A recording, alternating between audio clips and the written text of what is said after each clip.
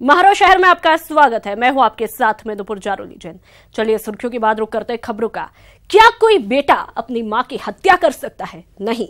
क्या कभी कोई भतीजा अपनी बुआ का हत्यारा बन सकता है? इस पर भी आप कहेंगे नहीं। लेकिन आज प्रदेश में ऐसी ही दो घटनाओं ने रिश्तों का कत्ल कर दिया है और हमें और आपको सोचने पर मजबूर कर दिया है कि आखिर हमारी सोच को हो क्या गया है। आपकी टीवी स्क्रीन पर दो तस्वीरें हैं, धुंधली जरूर है लेकिन रिश्तों के खून को साफ साफ बयां कर रही है ये दो तस्वीरें। दो तस्वीरें आपकी टीवी स्क्रीन पर। पहली तस्वीर में मां का हत्यारा बेटा तो दूसरी तस्वीर में बुआ का कातिल भतीजे को बताया गया है। कलयुगी बेटा बना मां का कातिल। सगे भतीजे ने बुआ को मार डाला। लालच में रिश्तों का खून। जी हाँ, यह खबर हैरान करने वाली है, परेशान करने वाली है। आखिर कोई कैसे अपनी माँ और बुआ का कत्ल कर सकता है? दिल दहला देने वाली ये वारदात बीकानेर की है, जहाँ कलयुगी बेटे ने अपनी ही माँ की बेरहमी से हत्या कर दी। इस कपूत ने बड़ी ही बेरहमी से अपनी माँ पर लाठियों से वार किया। माँ लहूलुहान होकर जमीन पर गिर पड़ी और फिर कभी नहीं उठी। जमीन की खातिर एक बेटे ने अपनी ही माँ की जान ले ली। जमीन तो नसीब हुई नहीं, लेकिन लालच में अंधे बेटे को मिली तो सिर्फ सलाखें। आरोपी निहाल चंद, जिसके बारे में वहाँ आसपास के ढाणी वालों ने बताया कि इसने अपनी माँ की हत्या करी है, उसको रात को ही राउंड अप करके हॉस्पिटल में एडमिट करवाया क्योंकि उसके भी चोटें लगी हुई थी। और अभी परिजन थाने उपस्थित आए जो रिपोर्ट देंगे, उसके आधार पर अग्रिम कानूनी कार्रवाई की जाएगी। बीकानेर में एक बेटे की करतूत तो आपने देख ली, माँ बेटे के रिश्ते का खून भी देख लिया। अब मानवता को शर्मसार कर देने वाली धौलपुर के इस वारदात को भी देख लीजिए। यहाँ एक सगा भतीजा अपनी ही बुआ का कातिल बन बैठा। प्रॉपर्टी के लालच में भतीजा अंधा हो गया और अपनी बुजुर्ग बुआ की सरसों के खेत में पहले गर्दन दबाई और फिर बुआ को पेड़ से लटका दिया। लालची भतीजे का वारिस बनने का सपना तो साकार नहीं हुआ। हाँ, जेल में अब अपने गुनाह की तौबा जरूर करेगा।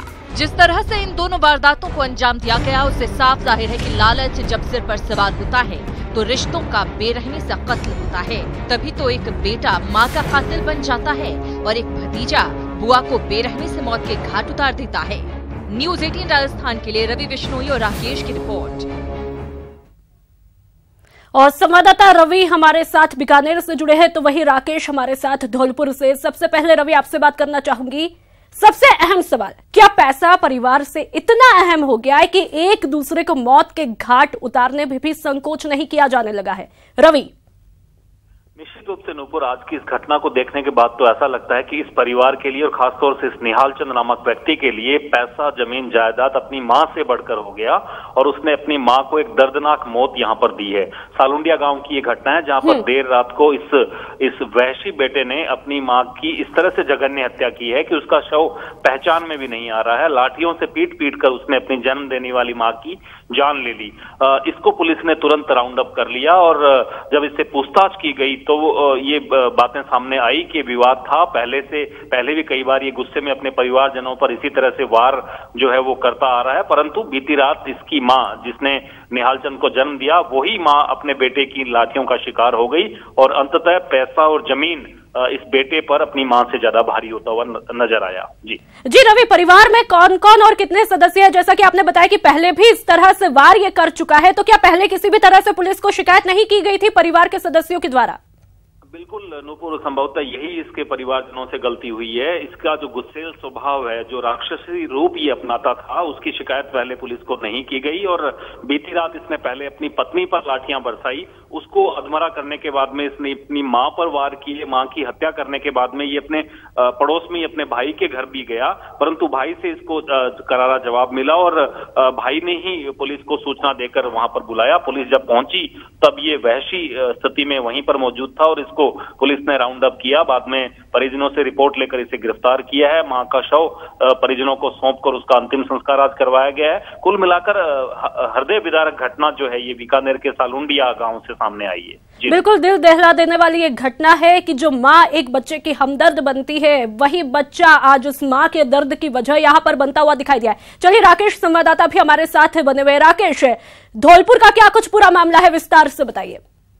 जी नूपुर, एक बुआ जिसकी आग का तारा कभी कोई भतीजा हुआ करता था, उसी भतीजे ने केवल उसकी जायदाद को हड़पने के लिए, उसके वारिस बनने के लिए, बुआ के परिवार का माल हड़पने के लिए उसकी धोखे से हत्या कर दी और हत्या करके सबको ऐसी जगह पर फेंक दिया जहां पर लोग सोच नहीं सकते थे कि ये कोई परिवारी जन भी हत्या कर सकता है। पुलिस ने बखूबी एक सप्ताह के अंदर इस मामले को पर्दाफाश किया है और उसके भतीजे को गिरफ्तार किया। गिरफ्तार करने के बाद में जो कहानी निकल के सामने आ रही है वो बड़ी चौंकाने वाली कहानी है। रिश्तों को किस तरह से खत्म किया जा रहा है। नुपुर, मैं आपको बता दूं कि जिस सुनील नामक युवक ने हत्या की है, उसके छोटे भाई को उसकी बुआ ने गोद ले रखा था। बुआ के कोई बच्चा नहीं था, तो वो इन्हीं दोनों को अपने भतीजों को आग बेहद प्यार करती थी। लेकिन ये बड़ा जो सुनील था, जो हत्यारा जिसने अपनी बुआ की हत्या की है, वो चाहता था कि रवि छोटे भाई को न रखे, वो मुझे अपने पास रखे और जायदाद को मुझे सौंपे। इसी के चलते उसने बुआ की धोखे से गला दबाकर हत्या कर दी और सब एक खेत में डाल दिया। पुलिस लाइन नवाब बसी पुलिस चौकी के पीछे पुलिस ने इसका पर्दाफाश बखूबी कर दिया है और हत्यारे ने अपना अपराध भी स्वीकार कर लिया है। जी, परिवार में कौन कौन सदस्य थे और उनसे किस तरह से पूछताछ की गई है या की जा रही है? नुपुर, मैं आपको बता दूं, इसके ससुराल पक्ष में केवल इसके पतिदेव है। पति ने शक जाहिर की थी, उस शक के आधार पर ही पुलिस इस हत्यारों तक पहुंची है। उसके बाद में परिवारीजनों से पूछताछ की गई। मायके में जितने लोग थे, उनके चचेरे भाई और लोग थे। धीरे धीरे करके पुलिस ने उस युवक को, सुनील को राउंड अप कर लिया, जो पहले से भी इस तरह की कई बार हरकत कर चुका था। चाहता था, कहता था बुआ से कि मुझे तुम अपने यहाँ रखो और छोटे भाई को वापस घर पे भेजो, मायके भेजो। उसी शक में जब पूछताछ की तो मामला पूरा खुल गया।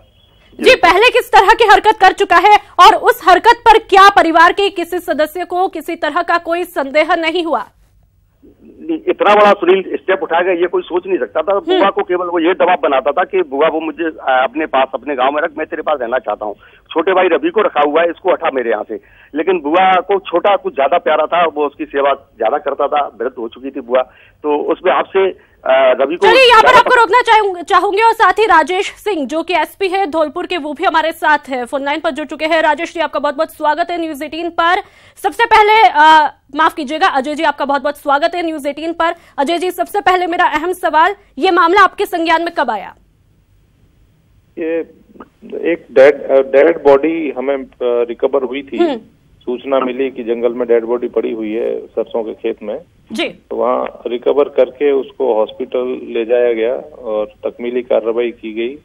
उसके बाद उसकी पतारसी का प्रयास किया गया। आसपास के थानों में सब में इंक्वेस्टी कराई गई। आसपास के लोगों को बताया गया कि भाई इस तरह का कोई अगर मानो मिसिंग पर्सन है, कोई मिसिंग है तो उसका पता कराओ। तो 2 दिन बाद उसको आइडेंटिफाई हुआ, उनके परिजन आए तो उन्होंने आइडेंटिफाई किया। तो प्राइमा फेसी दिखने से ऐसा लग रहा था कि ये इनको गला घोट करके इनको हत्या इनकी की गई है। तो उसके बाद फिर जब परिजनों ने वो किया तो जो भी सस्पेक्ट थे उनको बुला करके पूछताछ की गई। इन्हीं का एक भतीजा जिसने इनकी संपत्ति को प्राप्त करने के उसमें लालच में आकर के इनकी हत्या की। बिल्कुल। साथ ही अजय जी, अभी आपके फिलहाल जो कार्रवाई है वो किस दिशा में चल रही है? अभी इनके भतीजे को अरेस्ट कर लिया है और इनके और जो सहयोगी रहे हों, क्योंकि अकेला व्यक्ति हत्या करने में सक्षम नहीं था, क्योंकि इनके और भी कोई सहयोगी रहे होंगे। जहां डेड बॉडी मिली थी वहां कुछ लोगों के पैरों के निशान थे, जिनके फुटप्रिंट हमने वहां से एफएसएल से पिक कराए हैं। तो उनकी हम अभी तलाश कर रहे हैं, उससे इंट्रोगेशन कर रहे हैं और कौन लोग उनके साथ थे उनको जी। अभी जो शक की सुई है वो किस तरफ जा रही है? कौन कौन सहयोगी हो सकते हैं? क्या कोई परिवार के सदस्य पे अभी शक हो रहा है? नहीं, अभी डिस्क्लोज कर पाना संभव नहीं है। इन्वेस्टिगेशन चल रहा है, उससे इन्वेस्टिगेशन इफेक्ट होगा। लेकिन हम जल्दी ही, हमारे पास क्लू है, जल्दी अरेस्ट कर लेंगे लोग। जल्दी में कब तक इस पूरे मामले का खुलासा हो पाएगा? क्योंकि ये एक आम जनता के लिए भी अहम खबर है। कहीं ना कहीं रिश्तों का कत्ल होता जा रहा है, वो भी महज पैसे के लालच में। अजय जी, आप हमें सुन पा रहे हैं? जी, मैं ये जानना चाहती हूँ कब तक इस पूरे मामले का खुलासा हो पाएगा? 2 से 3 दिन में इसमें बाकी बचे हुए मुलजिमों को अरेस्ट कर लेंगे। 2 या 3? हाँ, 2-3 दिन में। जी, चलिए, तमाम जानकारियों के लिए, बातचीत के लिए बहुत बहुत शुक्रिया। और लगातार संवाददाता भी हमारे साथ बने हुए जी आपने सुना क्या कुछ कहा अजय जी ने? राकेश जी नुपुर जी, तो उन्होंने कहा है कि 2 दिन में इस पूरे मामले का खुलासा हो जाएगा। बिल्कुल जिस तरह से पुलिस की कार्रवाइयां चल रही हैं उन्हें देख के लग रहा है कि 7 दिन के अंदर इन्होंने इस मामले को एक अंधे कत्ल का उन्होंने खुलासा कर दिया। तो 2 दिन में निश्चित तौर पर इसमें और जितने भी लोग मुलजिम होंगे वो गिरफ्तार हो जाएंगे। पुलिस की कार्रवाई इसी ओर इशारा कर रही है। जी चलिए राकेश, तमाम जानकारियों के लिए बहुत बहुत शुक्रिया। साथ ही मनोज शर्मा जो कि SHO है बीकानेर के, वो हमारे साथ फोनलाइन पर जुड़ चुके हैं। मनोज जी आपका बहुत बहुत स्वागत है न्यूज 18 राजस्थान पर। मेरा वही अहम सवाल, सबसे पहले ये मामला आपके संज्ञान में कब आया मनोज जी? ये मैडम बीती रात्रि की घटना है। करीब 12 बजे थाने पर सूचना मिली थी कि हमारे क्षेत्र में सलूंगे गांव है, वहाँ एक ढाणी में एक औरत का मर्डर हो गया है। इस सूचना पे पुलिस टीम मौके पर पहुंची तो एक कमरे में करीब 65 साल की उम्र की औरत है, उसकी डेड बॉडी कमरे में पड़ी थी। आसपास हमने बात करी तो ये जानकारी आई कि इस परिवार में एक बेटा, उसकी औरत और ये माँ, 3 लोग रहते थे और बेटे ने अपनी माँ की हत्या कर दी। उसके बाद में पत्नी के साथ भी मारपीट की। पड़ोस में इसके भाई का मकान है, उसके साथ भी मारपीट करने की कोशिश करी तो वहाँ झगड़ा हो गया और उस दौरान पुलिस पहुंच गई। उसके बाद में इस मुलजिम को, उसकी पत्नी को लेके पुलिस हॉस्पिटल में पहुंची और डेड बॉडी को मोर्चरी में शिफ्ट करवाया। चलिए, तमाम जानकारियों के लिए, बातचीत के लिए बहुत बहुत शुक्रिया मनोज जी। और अब रुक करता है अगली खबर का, और अब बात दारूबाज दारोगी की कर लेते हैं। तस्वीरें आपको बताएंगे जो कि अजमेर से है और नशे में झूम रहे दारोगाजी पुलिस लाइन में तैनात है, जो कि आप इन तस्वीरों में, जो टीवी स्क्रीन पर आप साफ तौर पर देख रहे हैं, इन तस्वीरों में देखा जा सकता है। सब इंस्पेक्टर है लेकिन खुद का ख्याल नहीं रख पा रहे, तो जनता की हिफाजत कैसे करेंगे समझना मुश्किल नहीं होगा। अच्छे आदमी होते। इन तस्वीरों में साफ तौर पर शराब का सुरूर देखा जा सकता है। छाती पर शराब का तस्वीरों में देखा जा सकता है। मैं इससे बोलता हूँ, कहाँ पे जाओगे? बोलो, आपको यहाँ आने की इज्जत है? पत्रकार हो ये कौन हो? अरे यार, पत्रकार होते हुए अच्छे इंसान को पत्रकार सोच करनी हो। सही है, सही है, सही। पत्रकार सारे होते हैं सिमा दिखनी है क्या कमी है मेरी?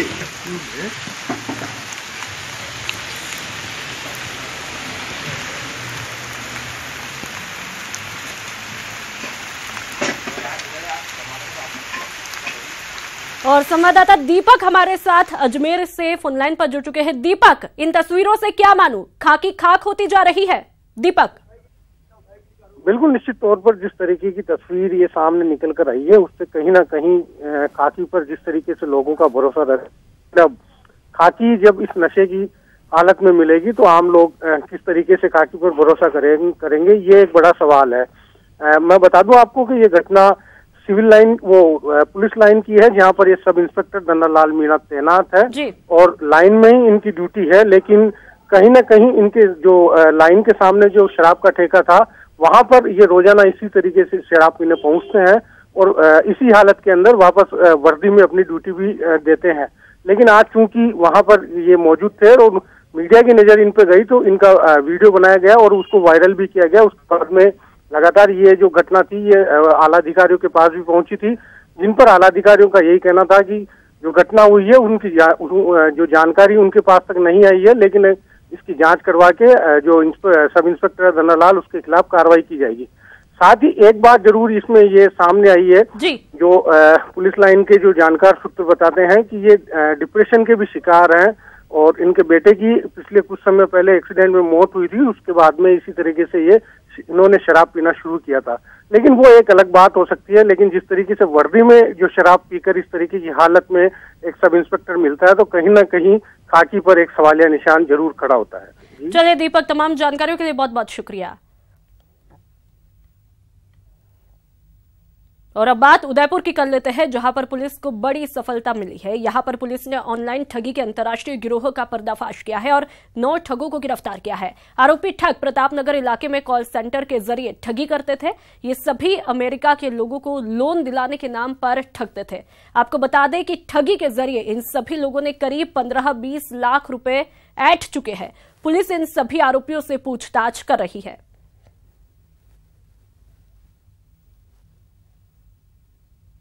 और चलिए अब आपको सीधा राजधानी यानी कि जयपुर ले चलते हैं, जहां पर ऑल इंडिया प्रोफेशनल कांग्रेस कार्यक्रम में डिप्टी सीएम सचिन पायलट संबोधित कर रहे हैं।